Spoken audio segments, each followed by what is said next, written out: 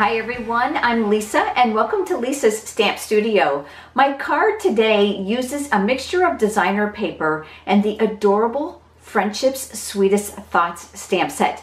I'm going to use the Stampin' Blends to do some coloring, but of course you can substitute that with watercolor pencils or markers. I'm going to give you lots of tips along the way. Remember, if you're here visiting from YouTube, you'll be able to find the pictures and the cutting dimensions plus the supplies over on my blog. There's a link right down in the description bar below, making it easy for you to navigate. Let's head over to the stamp table and let's get started on today's project. Here's the card that we're going to be making today. And as I mentioned in the introduction, I did use the Stampin' Blends for these. I realized that they're not orderable right now because they're so popular, but they're coming back. And this is a great reason why. Look at the detail. I'm going to give you some tips about this, but please keep in mind that this exact same card can be created using any medium that you want. So markers, watercolor pencils, blender pen with your ink pads, and so on. I'm going to start by using the Whisper White cardstock as the base for my card.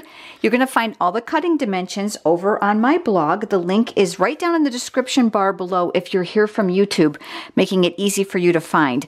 I've got my bone folder to give me that nice crisp edge. I'm going to set that aside. And I've pulled in a piece of Whisper White cardstock, but this is the thick Whisper White cardstock. So whenever you're going to use the Stampin' Blends, you're going to want to make sure that you have Whisper White cardstock that's thick. You need that density of the paper. You're also going to want to protect your work surface. So I'm going to bring in my grid paper underneath, and I'm going to go ahead and put my cardstock there, and I'll use my Memento ink to stamp the image. You're going to need to use a water-based ink in order to have the right interaction between the alcohol markers and the ink pad. Here is the stamp set that I've chosen to use on this card, and it's called Friendship's Sweetest Thoughts. I just fell in love with this flower card, and the more I started to use it, the more I realized how versatile it was, and I love the varied greetings and that script. I'm going to be having a card collection tutorial over on my blog using this stamp set with 4 different designs. It'll be there late April, so you want to make sure you check that out. My project PDF tutorial is loaded with over 40 different project tutorials for you. And I'm reaching for my stamp, and because you can see it's rather large, almost the same size as my ink pad, I prefer to ink it face up on my work surface. This is going to make sure that I don't miss an area with ink that I can't easily do if I'm using it the other way around. So I'm just going to kind of keep tapping to make sure that I've got it all. I'm looking to make sure I don't have ink on my edges. Bring my cardstock back over, and then I'm going to center this the best that I can. I'm going to make sure that I trace out the whole image. While I have my ink pad out, I'm going to go ahead and grab a scrap piece of Whisper White cardstock. I chose not to use the thick, but you certainly can. And I'm reaching for the greeting that says, "Thinking of You." I'm going to go ahead and stamp that here in the center of that scrap. And we're going to die cut this with the layering oval framelits. The one thing I love about the layering oval framelits is the cascading sizes, which makes it great for creating scrapbook pages as well as cards and 3D projects. And you also get the scalloped ovals as well as part of this collection. Got my big shot here. I like to use the magnetic platform when I'm using my framelits to help hold them in place. It's not required. You can use your thin die adapter on your multi-purpose platform or tab 2 if you have the older platform. Make sure you cover it with a clear mat. I've got my words, and I've chosen the second smallest oval framelit for this greeting. So I'm just going to go ahead and center that. I'll add another clear mat over the top to protect it, and then we'll go ahead and crank that through. Any popping and cracking you hear with your big shot is all completely normal. It's just part of the rollers compressing the die cut. So there we go. We've got our greeting. Brought you in a little bit closer so that you can see the detail of the coloring. I'm going to be using some Stampin' Blends. I'm going to start with my Crumb Cake combo, and I'm a fan of using the lightest color first. I put a piece of washi tape on the brush end of my marker. That just keeps me from constantly having to look here or read which end is which. It's just kind of a cheater method for me. When the area is relatively small, I prefer to use the fine point side and obviously the brush tip for broader areas, but it's just really a matter of preference. So I'm going to go ahead and I'm going to use my fine tip for this one. The caps do lock on and off, which makes them really wonderful for us because then we know for sure that they are sealed and there's no alcohol evaporation. So I'm going to go ahead and color this in with the lightest shade.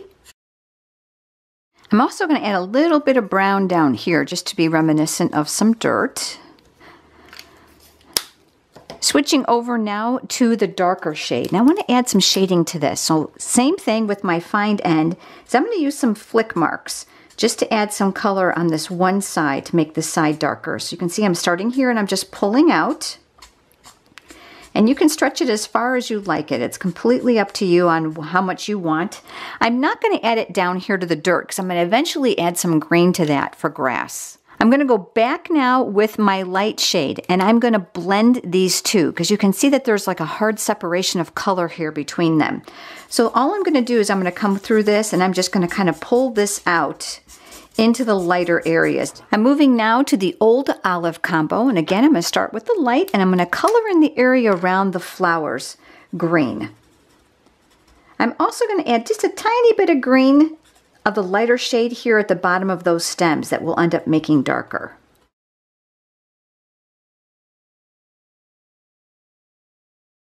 Did you happen to notice this right here? I've got a little bit of green right inside my petal, and this is where my color lifter is going to come in. So I'll give you some tips about that in just a minute. Here's that light green again, and I'm going over that brown just to kind of get a dirty kind of grassy look. I'm going to come back in now with the darker green. I'm going to go over those leaves. So going back over the lighter color again, just to blend, make sure that any dark and light areas are brought together very nicely. I've got some oops here on my leaf as well. I don't know if you can see that or not. So here is where my color lifter is going to come in. I'm going to use the fine point again. This is really more of a color mover. So I'm going to be careful that when I'm doing this, that I'm actually going to start a little bit further away than I want it so that the alcohol will penetrate in towards the image and not actually remove all the color. I prefer to turn my paper and not my hand. So I'm going to use little tiny marks back and forth, back and forth. And what's going to happen is that little wet spot that you see is the alcohol, and it's going to begin to evaporate and it's going to move the ink. It's going to make those mistakes a little less noticeable. You're going to want to let that sit and dry. You can see that it's clearly wet right there. Remember here too, this flower we talked about? I've got a little bit of green in there, and since I'm going to do that pink, I want to make sure that that's faded as much as possible. So you see how I'm going back and forth over that petal?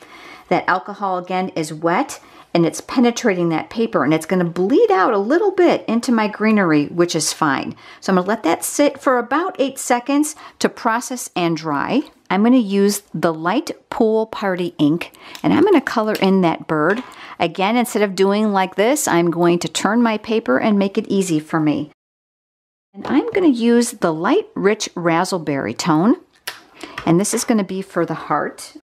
I'm also going to color in the ruffle here at the bottom of my canopy.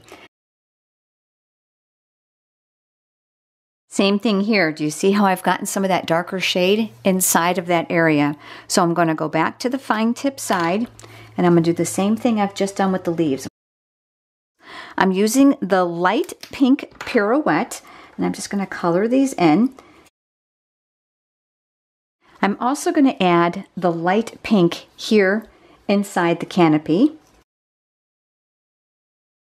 With the darker pink pirouette, I'm going to use the brush tip side this time. I'm going to add a little definition to these canopies that have the detailed lines. The one great thing about the artist's rendering, you can go ahead and use those as little cheat marks on where you can put your highlights. So anything that's got some etched or some highlighting in it is a great indication of where the color is going to go. Again, one more time with my light color, and I'm using the brush side again. I'm going to come back over here and I'm going to blend these so that there's no hard line between the shades. I chose to do my centers of the flowers with the light rich raspberry. So I'm just going to put a little circle of color in here. Not worried about it being perfect. Then I'll come back in with the pink pirouette light marker, and I'm going to blend these. So I'm going to pull that color from the center out, and this is where the thick Whisper White cardstock is so wonderful. Because it's so durable compared to the regular Whisper White, the thick cardstock will allow you to go over and over an image without the paper pilling. I'm going to flip it over. I'm going to show you. This is the indication of really awesome paper and awesome alcohol-based markers like the Stampin' Blends. Your image is going to bleed through, and that's normal, and that's of course why you want to use something to protect your work surface. Let's put this card together. I cut a layer here of old olive cardstock. That's going to be for our image. Because of the bleeding, this is one reason you're not going to want to color directly on the card base itself, because it will go through right to the inside. And then that's going to get layered here. And I like to flip it over and rub from the back in case I have ink on my hands. Remember that card base? Well, here it is. I've cut some Designer Series paper. This is from the Petal Garden Designer Series paper stack. You're going to get 48 sheets for just $10. You cannot beat that. But these two pieces I've cut, you can see that they're totally different patterns, and they're going to go here on the card base. So I'm going to flip that over, and like almost all the designer paper with Stampin' Up, we have some specialty papers that don't, but they're double-sided. So you've got lots and lots of opportunities here to use them in different ways for different occasions. Even our holiday pattern papers on one side are generic, so they can be used all year round, which I think is just brilliant. So I'm going to go ahead and add that here, and then you're going to see that this piece is going to get tucked here along the side. Again, the cutting dimensions are over on my blog. If you don't already have a Stampin' Up! Demonstrator and you're interested in receiving complimentary copies of the current catalog, I'd be happy to send them to you. Just leave me a comment. So we've got the base now. This is our image. I'm going to flip it over, and I'm going to use dimensionals. Now, if you're having trouble getting the paper backing off, here's a tip for you. Take your fingernail, press it right in the center of the dimensional. That'll lift that outside paper edge, making it a lot easier for you to take off. And because I'm going to add those words and some ribbon, we're going to want to mount this over towards the left side just a little bit. So I'm going to put that here. And I've got my greeting, but I wanted to add a little bit of color to it. So I've brought a sponge dauber in, and I've got my old olive ink. And I'm going to put a little bit of ink on here, and I'm going to bring that scratch paper back in because I find that right away that this is just too dark. So I want to make sure that I tap some of that off so I can control the coverage. And I'm going to go right around the edges here to give this a little bit of color, just so it's not so stark white, and it helps to coordinate with the layers on my card. This is going to get mounted here on the card base, but do you see how there's going to be an elevation difference here? So we're going to put adhesive on this side and a dimensional on this side. That'll make sure that both are going to lay even with the layer that we just placed on. So I'm going to take that backing off. I'm going to put a little snail adhesive on that side. And then I'll go ahead and layer this here near the bottom. You're going to see here on my original card that cute little double bow. This Sweet Sugar Plum striped ribbon is absolutely beautiful, and it's going to be retiring because these colors are going to be retired on June 1st when our new catalog comes out. So make sure you grab all your in colors that are retiring from 2016 and 2018 now. That would be your cardstock, your ink pads, your ink refills, your markers, and of course all your accessories. I'm going to be using my bow maker. This was a handmade gift for me, but I'm sure that you can find them retail. I absolutely love this for creating double bows. The pegs come out and they move to allow you the flexibility of the width of your bow. So obviously the wider they are, the bigger the bow is. Keep in mind this gets cinched down the center so that it's going to actually create half the size for your loops. So I'm going to go ahead and pull this off enough ribbon that I'm going to need, and I'm actually going to go back and forth twice, and then I'm going to cross over, and I'm going to bring this underneath, and then I'm going to tie it in the back. So I've got two bow loops on either side now, and then you can manipulate the center by sliding it over. I'm just going to make sure that's good and tight, and then I'm going to slide it right off the pegs. And doesn't that just make us look like a genius, doesn't it? I love this. So I'm just going to separate those just a little bit, and I'll set that aside. I'm going to grab my paper snips. I'm going to give that a little bit of a haircut because I won't need those very long. And we'll attach that with a glue dot. So I've got my glue dots here. Peel back one. I'm going to place, I think I'm going to use two because this is a pretty good size ribbon. And that's going to get mounted here above my greeting.